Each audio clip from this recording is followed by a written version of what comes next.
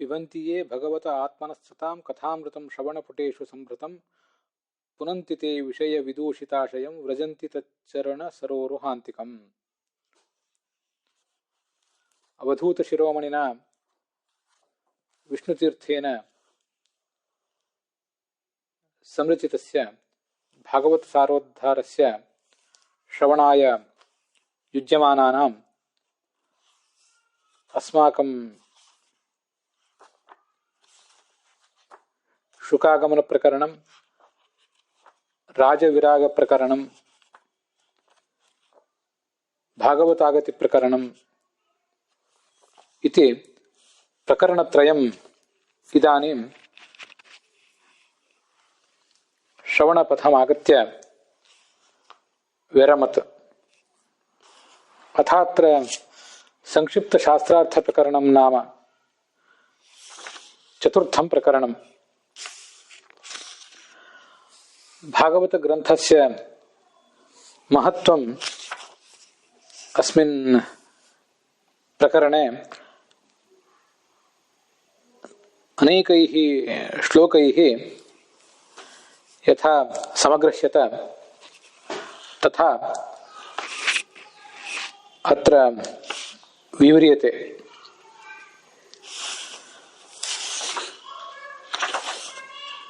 ಪಿಬಂತಿ ಯೇ ಭಗವತಃ ಆತ್ಮನಃಸತಾಂ ಅಂತಿದು ಮೊದಲನೇ ಶ್ಲೋಕ. ಭಾಗವತದ 2ನೇ ಸ್ಕಂದದ 2ನೇ ಅಧ್ಯಾಯದ 40ನೇ ಶ್ಲೋಕ ಇದು.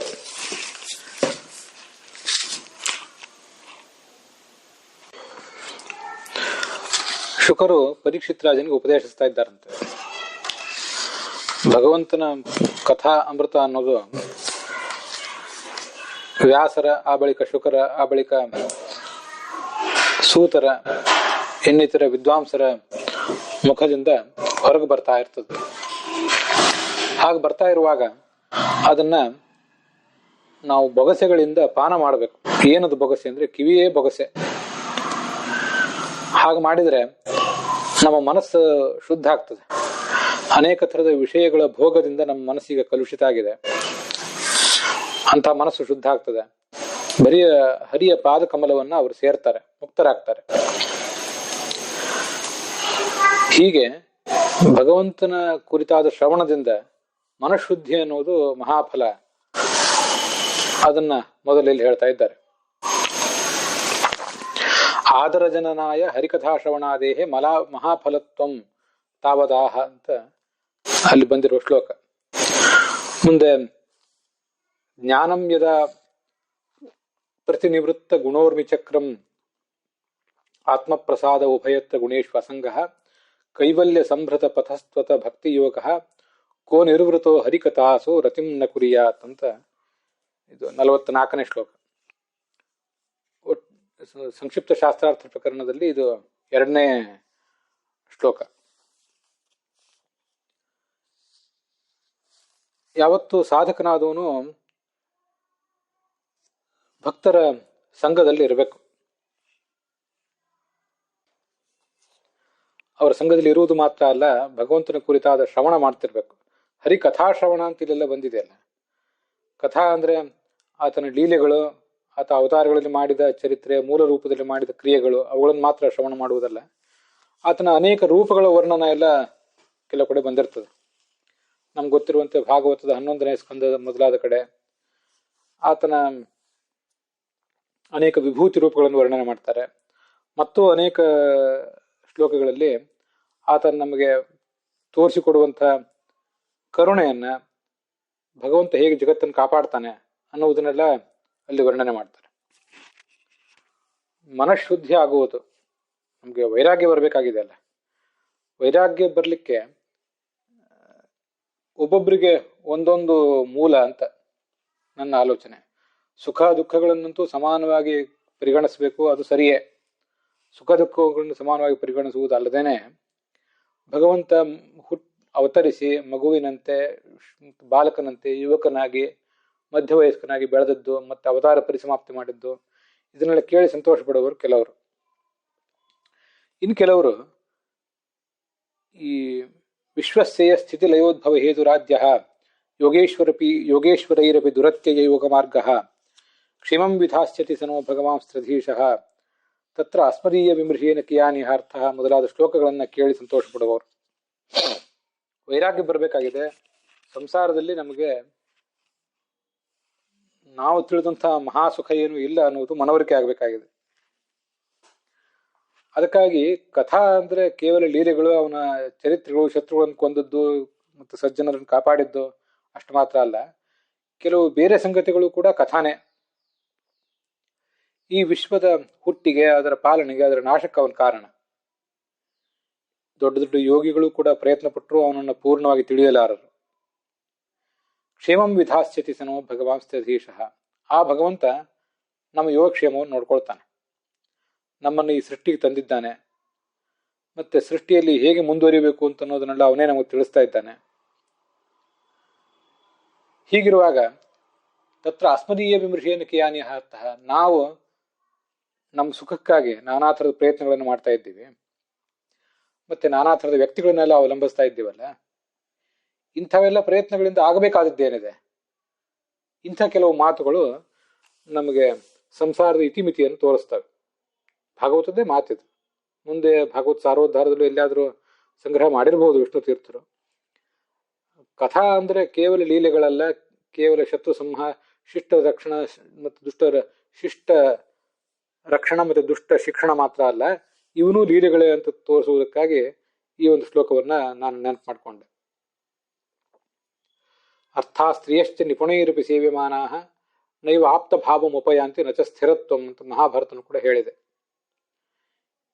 ಈ ಸೃಷ್ಟಿಗೆ ಬಂದ ಮೇಲೆ, ಅದರಲ್ಲಿಯೂ ಮತ್ತೆ ಈ ಭೌತ ದೇಹವನ್ನು ಪಡೆದ ಮೇಲೆ ಜೀವ ನಾನಾ ಥರದ ಸ್ಥಾನ ಮಾನ ಇತ್ಯಾದಿಗಳನ್ನೆಲ್ಲ ಗಳಿಸ್ಲಿಕ್ಕೆ ಪ್ರಯತ್ನ ಪಡ್ತದೆ. ಅದಕ್ಕಾಗಿ ಧನ ಗಳಿಸ್ಬೇಕು ಅಂತ ಒಂದು ಪ್ರಯತ್ನ ಪಡ್ತಾನೆ.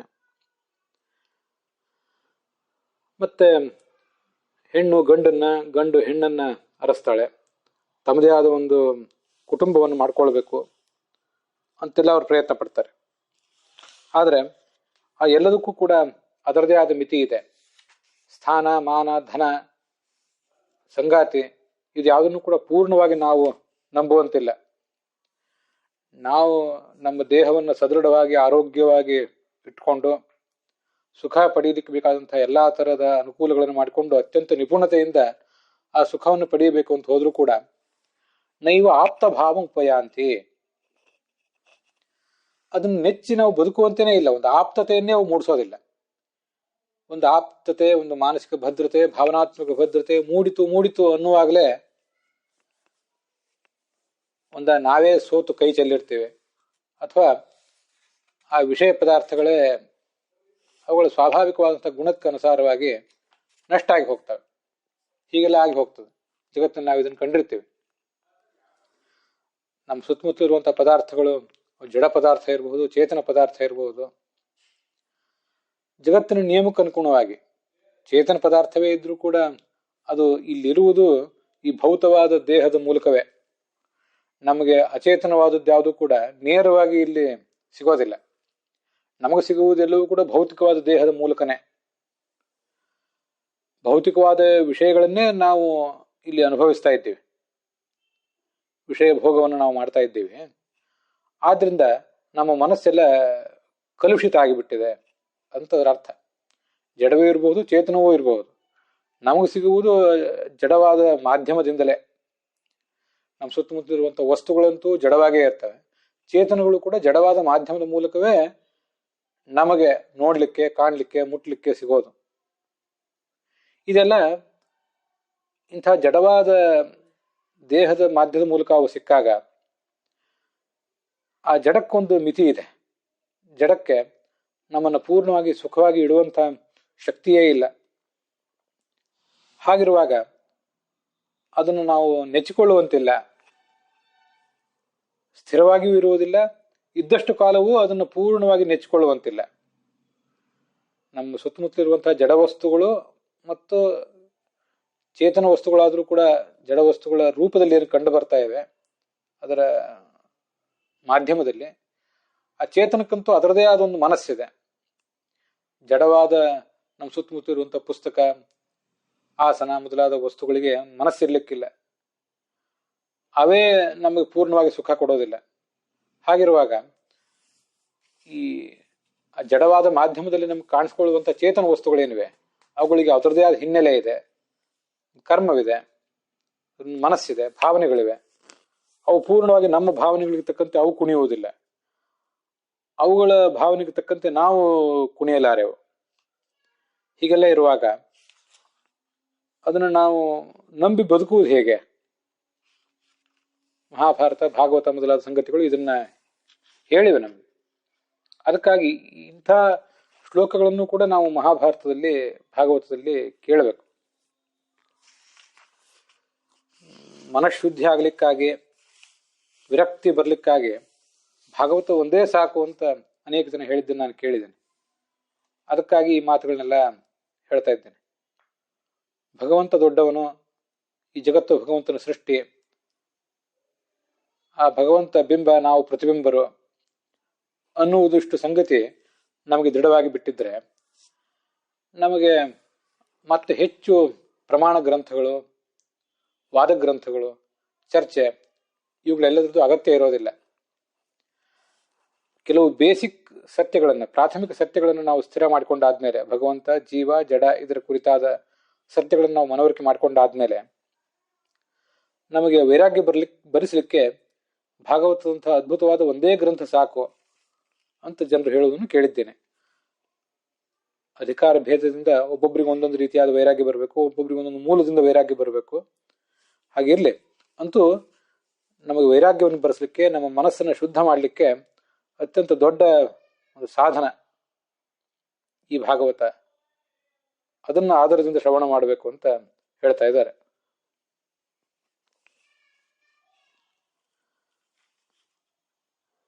ಜ್ಞಾನಂ ಯದ ಪ್ರತಿನಿವೃತ್ತ ಅಂತ ನಾವಿಲ್ಲಿ ನೋಡಿದ್ವಲ್ಲ, ಎರಡನೇ ಅಧ್ಯಾಯದ ಎರಡನೇ ಸ್ಕಂದದ 3ನೇ ಅಧ್ಯಾಯದ 12ನೇ ಶ್ಲೋಕ ಅದು. ಈಗ ನಾವು ಈ ಹಿಂದೆ ನೋಡಿದ್ದು 2ನೇ ಸ್ಕಂದದ 2ನೇ ಅಧ್ಯಾಯದ 40ನೇ ಶ್ಲೋಕ, ಕೊನೆಯ ಶ್ಲೋಕ ಅದು.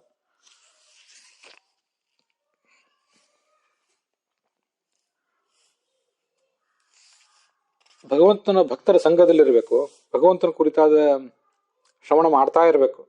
ಶ್ರವಣ, ಮನನ, ಧ್ಯಾನ ಇದನ್ನು ಮಾಡ್ತಾ ಇರಬೇಕು. ಮನಃಶುದ್ಧ ಆಗ್ತದೆ, ಮತ್ತೆ ತತ್ವಜ್ಞಾನ ಸಿಗ್ತದೆ. ಆ ತತ್ವಜ್ಞಾನ ಅಂತ ಅನ್ನೋದು ಸಂಸಾರ ಅನ್ನುವ ಸಾಗರದಲ್ಲಿ ಈ ಅಲೆಗಳೇನು ಹೇಳ್ತಾವಲ್ಲ, ಆ ಏಳುವ ಅಲೆಗಳನ್ನು ನಿಲ್ಲಿಸ್ತದಂತೆ. ಹೃದಯ ಸ್ತಬ್ಧವಾದಾಗ ಅಲ್ಲೊಂದು ಆನಂದ ತುಂಬುತ್ತದೆ. ಕ್ಷುಲ್ಲಕವಾದಂತಹ ವಿಷಯ ಪದಾರ್ಥಗಳ ಮೇಲಿನ ಸೆಳೆತ ನಮಗೆ ಹೋಗ್ತದೆ. ಭಗವಂತನಲ್ಲಿ, ಭಗವಂತನ ಭಕ್ತರಲ್ಲಿ ಭಕ್ತಿ ಮೂಡ್ತದೆ. ಆ ಭಕ್ತಿಯಿಂದ ಅಪರೋಕ್ಷ, ನಾನು ಕಳೆದ ದಿವಸ ಹೇಳಿದೆ, ಭಕ್ತಿಯಿಂದ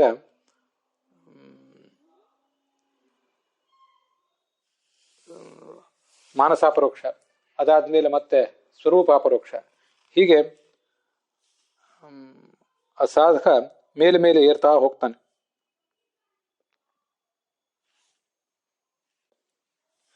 ಅನುವ್ಯಾಖ್ಯಾನದಲ್ಲಿ ವರ್ಣನೆ ಮಾಡಿದಂತೆ ಇದನ್ನೆಲ್ಲ ನಾವು ತಿಳ್ಕೊಳ್ಬೇಕು. ಯಸ್ಯ ದೇವೇ ಪರಾಭಕ್ತಿ ಯಥಾ ದೇವೇ ತಥಾ ಗುರವು ತಸ್ಯೈತೆ ಖಚಿತಾಶ್ಯರ್ಥಾ ಪ್ರಕಾಶಂತೆ ಮಹಾತ್ಮನಃ. ಭಗವಂತನಲ್ಲಿ ಭಕ್ತಿ ಇರುವಂತೆ ಭಗವಂತನ ಭಕ್ತರಾದಂಥವರಲ್ಲಿ, ಗುರುಗಳಲ್ಲಿ ಕೂಡ ಭಕ್ತಿ ಇರಬೇಕು. ಆಗ ನಮಗೆ ಶಾಸ್ತ್ರ ಅರ್ಥ ಆಗ್ತದೆ. ಅರ್ಥ ಆಗಿದ್ದನ್ನು ಆಚರಣೆಗೆ ತರಲಿಕ್ಕೆ ಸುಲಭ ಆಗ್ತದೆ.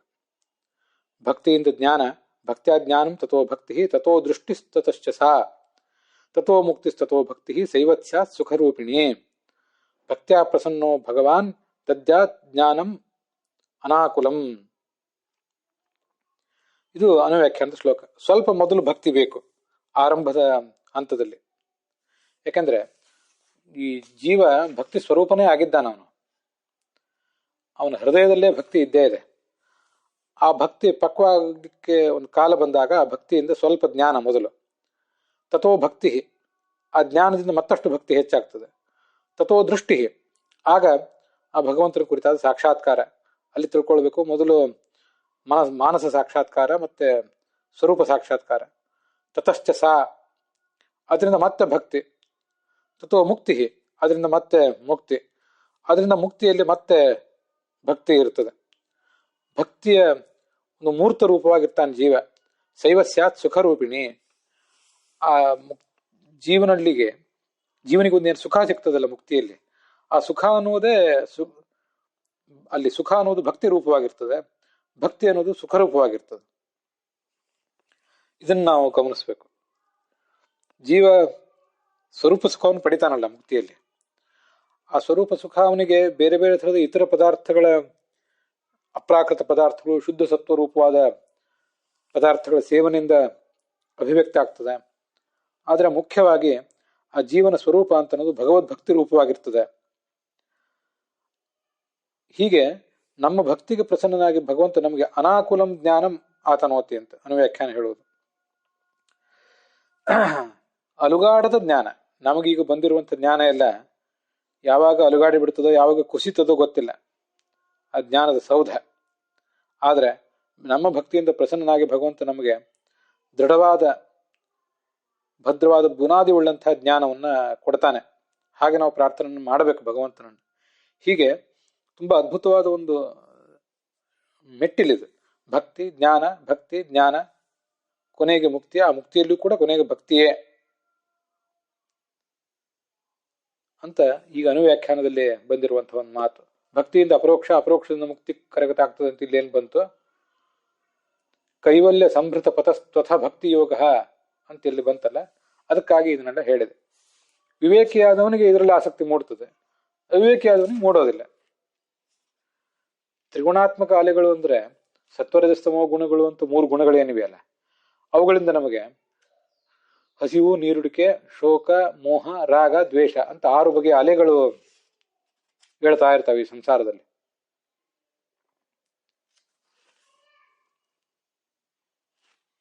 ಇದಕ್ಕೆ ಷಡೂರ್ಮಿಗಳು ಅಂತ ವರ್ಣನೆ ಮಾಡ್ತಾರೆ. ನಮಗೆ ಯಾವತ್ತೂ ಕೂಡ ಹಸಿವು, ನೀರಡಿಕೆ, ಹಸಿವು ಅಂದ್ರೆ ಹೊಟ್ಟೆ ಹಸಿವು, ನೀರಡಿಕೆ ಅಂದ್ರೆ ನೀರು ಕುಡಿಬೇಕು ಅಂತನ್ನುವಂಥ ಬಯಕೆ ಮಾತ್ರ, ಅದಷ್ಟೇ ಅಲ್ಲ. ಹಸಿವು ಅಂದ್ರೆ 5 ಇಂದ್ರಿಯಗಳ ಹಸಿವು ಕೂಡ, 5 ಕರ್ಮೇಂದ್ರಿಯಗಳು, 5 ಜ್ಞಾನೇಂದ್ರಿಯಗಳ ಮನಸ್ಸಿನ ಹಸಿವು ಕೂಡ ಹಸಿವೆ. ಹಾಗೂ ತಿಳ್ಕೊಳ್ಬೇಕು ಅದನ್ನಂತ ನಂದೊಂದು ವ್ಯಾಖ್ಯಾನ. ಆ ಹಸಿವೇನಿದೆ, ಮತ್ತೆ ಹಸಿವಾದ್ಮೇಲೆ ಹಸಿವು ಸ್ವಲ್ಪ ತಣದ ಮೇಲೆ ಮತ್ತೇನು ನೀರು ಬೇಕನ್ನಿಸ್ತದೆ, ಮತ್ತೆ ಶೋಕ, ದುಃಖ ಆಗ್ತದೆ. ಆ ಹಸಿವು ತಣದ ಕೂಡಲೇ ಅವನಿಗೇನು ಸುಖ ಏನಾಗೋದಿಲ್ಲ. ಹಸಿವು ಆದಾಗ ಸುಖ, ಮನುಷ್ಯನ ದುರಂತ ಇದು, ಜೀವಗಳ ದುರಂತ ಇದು. ಹಸಿವು ಆದಾಗ ದುಃಖ. ಹಸಿವು ಅರ್ಧ ಹಿಂಗಿದೆ, ಪೂರ್ಣ ಹಸಿವು ಹಿಂಗಿತು, ಆಗ ಮತ್ತೆ ಶರೀರಕ್ಕೆ ದಣಿವು, 5 ಕರ್ಮೇಂದ್ರಿಯ, 5 ಜ್ಞಾನೇಂದ್ರಿಯಕ್ಕೆ ದಣಿವು, ಆವಾಗ ಮತ್ತಷ್ಟು ಶೋಕ, ಮತ್ತಷ್ಟು ಮೋಹ. ಹಸಿವು ಹಿಂಗಿಸ್ಕೊಳ್ಬೇಕು ಅಂತ ಇಷ್ಟೆಲ್ಲ ಪ್ರಯತ್ನ ಪಟ್ಟೆ, ಆದ್ರೆ ಪೂರ್ಣವಾಗಿ ಹಸಿವು ಹಿಂಗಲಿಲ್ಲ, ದುಃಖವೂ ಹೋಗ್ಲಿಲ್ಲ, ಇನ್ನೇನು ಮಾಡಬೇಕು ಅಂತ ಮೋಹ, ಗೊಂದಲ. ರಾಗ, ಯಾವುದೋ ವ್ಯಕ್ತಿಯ ಬಗ್ಗೆ, ಯಾವುದೋ ಜಡದ ಬಗ್ಗೆ ನಮಗೊಂದು ರಾಗ, ಮತ್ಯಾವುದೋ ಅದ್ರ ಬಗ್ಗೆ ದ್ವೇಷ. ಈ 6 ಅಲೆಗಳು ಮೇಲೆ ಮೇಲೆ ಹೇಳ್ತಾ ಇರ್ತವೆ.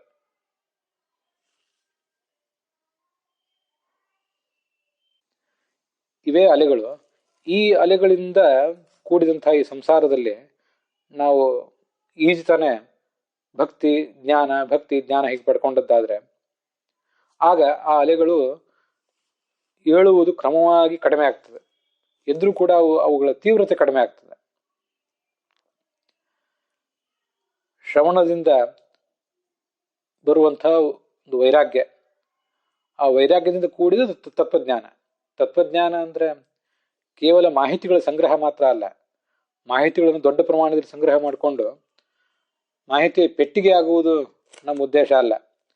ವೈರಾಗ್ಯದಿಂದ ಕೂಡಿದ ಒಂದು ತತ್ವಜ್ಞಾನ ನಮಗೆ ಬರಬೇಕಾಗಿದೆ.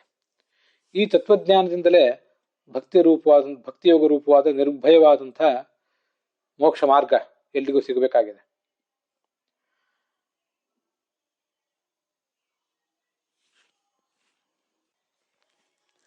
ಅದನ್ನ ವಿಷ್ಣು ತೀರ್ಥರು ವರ್ಣನೆ ಮಾಡಿದ್ದಾರೆ.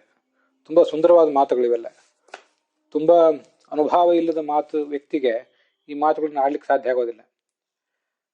ಕೈವಲ್ಯ ಸಂಭೃತ ಪಥಃ ಕೈವಲ್ಯ ಗಮನಾಯ ಬಹುಜನಾಕುಲ ನಿರ್ಭಯೋ ಮಾರ್ಗ ಇವ ವಿದ್ಯಮಾನ ಭಕ್ತಿಯೋಗೋ ಭವತೆ. ನಾವು ಖಂಡಿತವಾಗಿ ಒಂಟಿ ಅಲ್ಲ ಈ ಮಾರ್ಗದಲ್ಲಿ, ಈ ಅಧ್ಯಾತ್ಮದ ಮಾರ್ಗದಲ್ಲಿ. ಯಾಕೆ ಒಂಟಿ ಅಲ್ಲ ಅಂದ್ರೆ, ಇದರಲ್ಲಿ ಅನೇಕ ಜನ ಭಕ್ತರು ನಮ್ಮ ಜೊತೆಗಿದ್ದಾರೆ. ಲಕ್ಷ್ಮೀದೇವಿ ಇದ್ದಾಳೆ, ಪರಮಾತ್ಮ ಇದ್ದಾನೆ, ಅವರಂತೂ ನಿತ್ಯ ಮುಕ್ತರು. ಚತುರ್ಮುಖ ಬ್ರಹ್ಮನಂತ ಅತಿ ದೊಡ್ಡ ದೊಡ್ಡ ದೇವತೆಗಳಿದ್ದಾರೆ. ಆದ್ರೆ ಅಂತಹ ಅತಿ ದೊಡ್ಡ ದೊಡ್ಡ ದೇವತೆಗಳು ನಮಗೆ ನೇರವಾಗಿ ಕಣ್ಣಿಗೆ ಕಾಣದೇ ಇರಬಹುದು. ಆದ್ರೆ ನಮ್ಮ ಸುತ್ತಮುತ್ತಲೂ ಅನೇಕ ಜನ ಭಾಗವತರಾದವರು ನಮ್ಮ ಜೊತೆಗೆ, ನಮ್ಮ ಸಂಗಡವೇ ಇದ್ದಾರೆ. ಅವರು ಯಾವ ತರ ಸಾಧನೆ ಮಾಡ್ತಿದ್ದಾರೆ ಅಂತ ಅನ್ನೋದನ್ನ ನಾವು ಗಮನಿಸ್ಬೇಕು, ನಾವು ಯಾವ ತರ ಸಾಧನೆ ಮಾಡ್ತಿದ್ದೀವಿ ಅಂತ ಅನ್ನೋದನ್ನ ಅವರು ಗಮನಿಸ್ಬೇಕು. ಇದು ಒಂಟಿ ಅಲ್ಲ ಇದು ಮಾರ್ಗ ಅಂತ, ಅದಕ್ಕೆ ಆ ದೃಷ್ಟಿಯಿಂದ ಇದನ್ನ ಅರ್ಥ ಮಾಡ್ಕೊಳ್ಬೇಕು. ಜೀವಮಾನದಲ್ಲಿ ಲೌಕಿಕವಾದ ಸುಖವನ್ನ ಅರಸ್ತಾ ಹೋಗದಾಗ ಏನೊಂದು ಒಂಟಿತನ ಮನುಷ್ಯನ ಕಾಡ್ತದೆ. ಆ ಒಂಟಿತನ ಇಲ್ಲಿಲ್ಲ. ತುಂಬಾ ಅದ್ಭುತವಾದ ಮಾತಿದೆ. ನೈವ ಆಪ್ತ ಭಾವ ಉಪಯಾಂತೆ. ನನ್ನನ್ನೊಬ್ರು ಭಾವನಾತ್ಮಕವಾಗಿ ಪೂರ್ಣವಾಗಿ ಹಿಡಿದುಕೊಳ್ಳುವಂಥ, ನನಗೆ ಆಪ್ತತೆಯನ್ನು ಕೊಡುವಂಥ ಒಬ್ಬ ವ್ಯಕ್ತಿಯೇ ಈ ಜಗತ್ತಿನಲ್ಲಿ ಕಾಣೋದಿಲ್ಲ ಅಂತ ಜೀವ ಚಡಪಡಿಸ್ತಿರ್ತಾನೆ. ಬಹಳ ದೊಡ್ಡ ಶಕ್ತಿಶಾಲಿ ಆದಂಥ ವ್ಯಕ್ತಿಯು ಕೂಡ ಈ ಜಗತ್ತಿನಲ್ಲಿ ಹೊರ ಜಗತ್ತಿಗೆ ಅತ್ಯಂತ ಪ್ರಬಲನಾಗಿ ಕಾಣಿಸ್ತಿರ್ತಾನೆ. ಆದ್ರೆ ಇಂಥ ಭಾವನಾತ್ಮಕ ಭದ್ರತೆಯಲ್ಲಿ ಯಾವತ್ತೂ ಕೂಡ, ಭಾವನಾತ್ಮಕ ಭದ್ರತೆಗಾಗಿ, ಆ ಒಂಟಿತನವನ್ನು ಕಳ್ಕೊಳ್ಳುವುದಕ್ಕಾಗಿ ಯಾವತ್ತೂ ಕೂಡ ಅವನು ಚಡಪಡಿಸ್ತಾ ಇರ್ತಾನೆ. ಆದ್ರೆ ಇದು ಎಲ್ಲ ಈ ಲೌಕಿಕ ಜಗತ್ತಿಗೆ ಮಾತ್ರ ಸೀಮಿತ. ಆ ಜಗತ್ತಿನಲ್ಲಿ ಹಾಗಿಲ್ಲ. ಯಾಕಂದ್ರೆ ಬಹುಜನಾಕುಲ ನಿರ್ಭಯ ಮಾರ್ಗ, ಅಂಥದ್ದೊಂದು ಅದ್ಭುತವಾದ ಮಾರ್ಗ ಅದು. ಅನೇಕ ಜನ ಸಾಧಕರಲ್ಲಿದ್ದಾರೆ. ಮತ್ತೆ ಒಂದು ಮಾರ್ಗ ಸಂವೃತ ಪಥಃ ಅಂತ ಬಂತ ಹೇಳಿದ್ರಲ್ಲ, ಪಥಃ ಅಂತ ಹೇಳಿದಾಗ ನನಗೆ ಐತರೇಯ ಉಪನಿಷತ್ತಿನ ಮಾತೇ ನೆನಪಾಗ್ತದೆ. ಏಷ ಪಂಥಾಹ ಏತತ್ ಕರ್ಮ ಏತತ್ ಬ್ರಹ್ಮ ಏತತ್ ಸತ್ಯಂ ಅಂತ ಉಪನಿಷತ್ ಪ್ರಾರಂಭ ಆಗುವುದೇ ಹಾಗೆ. ಈ ಭಗವಂತನೇ ಪಂಥಾಹ, ಅವನೇ ಮಾರ್ಗ, ಅವನೇ ಕರ್ಮ, ಅವನೇ ಬ್ರಹ್ಮ, ಅವನೇ ಸತ್ಯ. ತಸ್ಮಾನ್ ನ ಪ್ರಮಾದ್ಯೇತ್ ತಮ್ ನಾತೀಯಾತ್ ನ ಹ್ಯತ್ಯಾಯನ್ ಪೂರ್ವೇ ಯೇ ಅತ್ಯಾಯನ್ ತೇ ಪರಾಬಭೂ ಅಂತ. ಪಂಥಾಹ, ಕರ್ಮ, ಬ್ರಹ್ಮ, ಸತ್ಯ ಅಂತ ಕರೆಸ್ಕೊಂಡಿರುವಂತಹ ಈ ಭಗವಂತ ಏನಿದ್ದಾನೆ, ಈ ಭಗವಂತನ ಕುರಿತಾದಂಥ ಒಂದೇನು ಸಾಧನ ಇದೆ, ಅವನ ಅನುಗ್ರಹ ಏನಿದೆ, ಆ ಅನುಗ್ರಹವೇ ಮೋಕ್ಷ ಸಾಧನ. ಆದ್ರಿಂದ ಅವನ ಉಪಾಸನೆಯನ್ನು ಯಾವತ್ತೂ ಬಿಡಬಾರ್ದು. ತಸ್ಮಾನ್ ನ ಪ್ರಮಾದ್ಯೇತ್, ಉಪಾಸನೆಯನ್ನು ಯಾವತ್ತೂ ಬಿಡಬಾರ್ದು. ತಮ್ ನಾತೀಯಾತ್, ಅವನನ್ನು ಬಿಟ್ಟು ಭಗವಂತ ಇತರ ದೇವತೆಗಳನ್ನು ಸರ್ವೋತ್ತಮರು ಅಂತ ಆರಾಧನೆ ಮಾಡಬಾರ್ದು. ನ ಹ್ಯತ್ಯಾಯನ್ ಪೂರ್ವೆ, ಈ ಅಧ್ಯಾತ್ಮ ಮಾರ್ಗದಲ್ಲಿ ಪ್ರಯಾಣ ಮಾಡಿದವರು ನಾವೇ ಮೊದಲಿಗರೇನಲ್ಲ. ಈ ಹಿಂದೆ ಅನೇಕ ಜನ ಅಧ್ಯಾತ್ಮದ ಮಾರ್ಗದಲ್ಲಿ ಪ್ರಯಾಣ ಮಾಡಿ ಗುರಿಯನ್ನು ತಲುಪಿದ್ದಾರೆ. ಅವರೆಲ್ಲ ನಮಗೆ ನಿದರ್ಶನವಾಗಿದ್ದಾರೆ ಅಂತ ಹೇಳ್ತದೆ ಉಪನಿಷತ್ತು ಕೂಡ. ಯಾರೂ ಅವರ ಆರಾಧನೆಯನ್ನು ಬಿಡಲಿಲ್ಲ. ಆದ್ರಿಂದ ಅವರು ಮುಕ್ತರೂ ಆದ್ರು. ಏ ಅತ್ಯಾಯಂತೆ ಪರಾಬಭೂ, ಯಾರು ಆ ಮಾರ್ಗವನ್ನು ಬಿಟ್ರೋ ಅವರು ಸೋತ್ ಹೋಗಿದ್ದಾರೆ.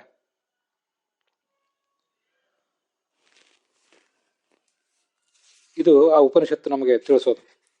ಏಷ ಪಂಥಾಹ, ನೋಡಿ ಈ ಒಂದು ಅಧ್ಯಾತ್ಮದ ಮಾರ್ಗ ಏನಿದೆ, ಆ ಮಾರ್ಗದ ಅದು ಬಹುಜನಾಕುಲ, ಅನೇಕ ಜನ ಇದ್ದಾರಲ್ಲ, ಅನೇಕ ಜನ ಸಾಧಕರು ನಮ್ಮ ಜೊತೆಗಿದ್ದಾರೆ ಅಂತ ಹೇಳಿದರು. ಮೊದಲನೇದಾಗಿ ಸ್ವಯಂ ಭಗವಂತನೇ ಪಂಥಾಹ ಎಂಬ ಶಬ್ದವಾಚ್ಯನಾಗಿ ಅಲ್ಲಿದ್ದಾನೆ. ಯಾಕೆಂದ್ರೆ ಏಷ ಏವ ಸದಾ ಪಂಥಾಹ ಭಗವಾನ್ ಪುರುಷೋತ್ತಮ ನಿತ್ಯಂ ಸ್ವಪ್ರಾಪ್ತಿ ಹೇತುತ್ವಾತ್ ಕರ್ತೃತ್ವಾತ್ ಕರ್ಮ ಮಾತ್ರತಃ.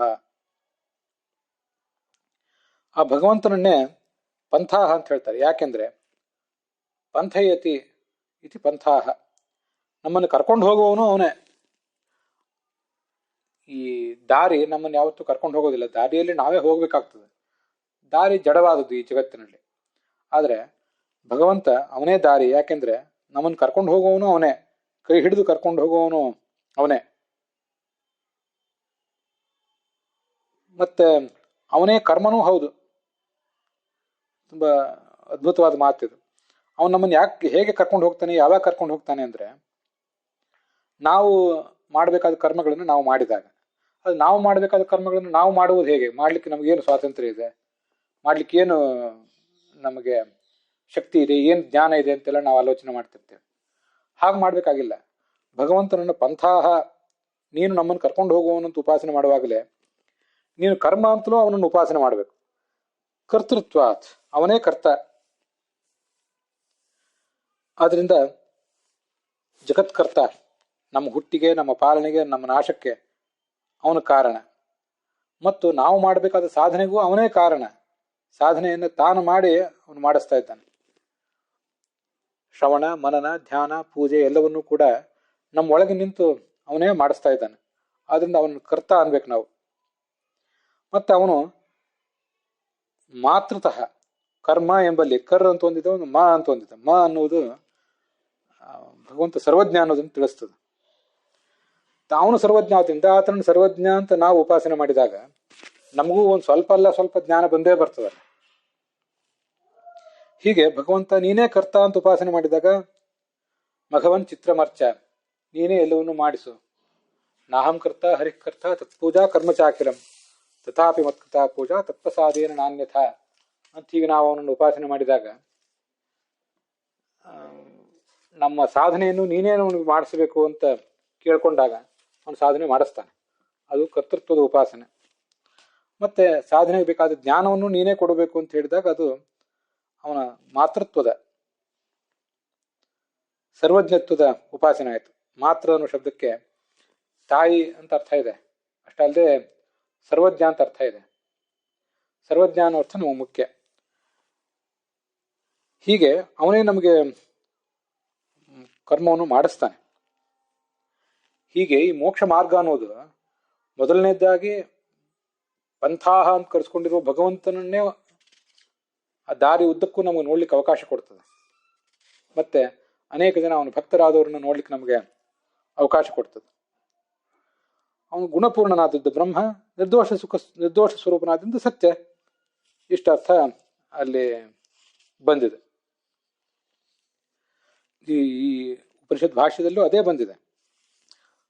ನ ಪೂರ್ವೇ ನ ಅತ್ಯಾಯ, ಹಿಂದಿನವರು ಯಾರು ಆತನನ್ನು ಬಿಟ್ಟಿಲ್ಲ. ಯಾರು ಬಿಟ್ಟಿಲ್ವೋ ಅವರು ಸಂಸಾರದಲ್ಲಿ ಸೋತಿಲ್ಲ, ಗೆದ್ದಿದ್ದಾರೆ ಸಂಸಾರವನ್ನು. ಯಾರು ಆತನನ್ನು ಬಿಟ್ಟರೋ ಅವರು ಸಂಸಾರದಲ್ಲಿ ಸೋತಿದ್ದಾರೆ. ಈ ಮಾರ್ಗದಲ್ಲಿ ಮುನ್ನಡಿಲಿಕ್ಕಾಗದೆ ಅವರು ಸೋತ್ ಹೋಗಿದ್ದಾರೆ. ಕೋ ನಿರ್ವೃತೋ ಹರಿಕಥಾಸು ರತಿಂ ನ ಕುರಿಯಾತ್ ಅಂತ ಈ ಶ್ಲೋಕ ಹೇಳುವುದು ಕೂಡ ಅದನ್ನೇ. ವೈರಾಗ್ಯ ಬಂದ ಮೇಲೆ ವಿವೇಕಿಯಾದವನಿಗೆ ಭಗವಂತನ ಕುರಿತಾದ ಶ್ರವಣ ಮಾಡಬೇಕು ಅಂತ ಆಸಕ್ತಿ ಬರಲೇಬೇಕು. ಯಾವ ವಿವೇಕಿಗೆ ತಾನೇ ಆಸಕ್ತಿ ಬರೋದಿಲ್ಲ? ಆಸಕ್ತಿ ಬರದೇ ಇದ್ರೆ ಅವನು ವಿವೇಕಿ ಆಗ್ತಾನೆ ಹೇಗೆ ಅಂತ ಈ ಅರ್ಥ.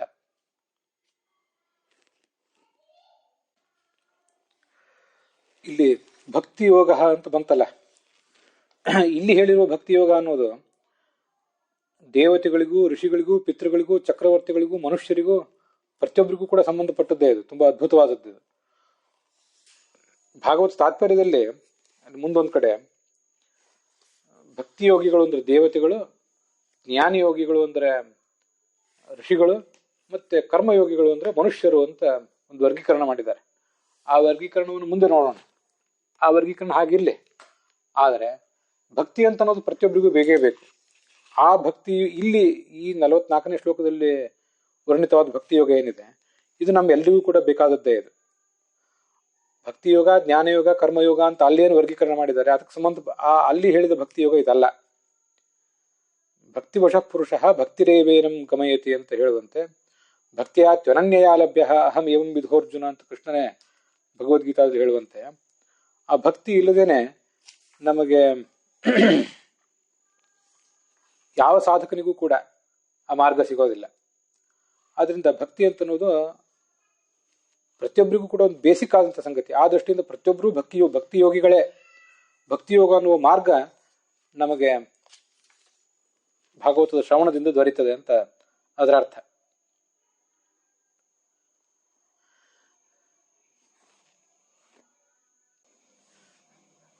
ನಮ್ಮ ಪುರಾಣಿಕಾಚಾರ್ಯರು ಬರೆದಿದ್ದಾರಲ್ಲ, ಯದ್ಯಪಿ ಸಾಧಕನಲ್ಲಿ ಸ್ವಭಾವಭೂತವಾಗಿ ಅನಾದಿ ಕಾಲದಿಂದ ಭಕ್ತಿ ಇದ್ದೇ ಇರ್ತದಂತೆ, ಅದು ಆ ಅನುವ್ಯಾಖ್ಯಾನದ ಮಾತದು. ಭಕ್ತಿಯೇ ಸುಖ ಸ್ವರೂಪಿಣಿಯಾದಂಥ ಭಕ್ತಿ ಅದು.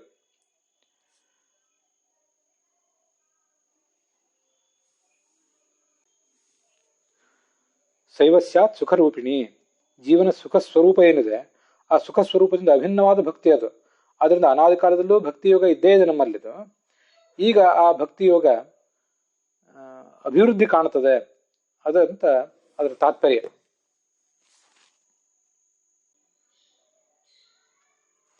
ಅದರೊಂದಿಗೆ ಇವತ್ತಿನ ಈ ಭಾಗ ಸಮಾಪ್ತವಾಗಿದೆ.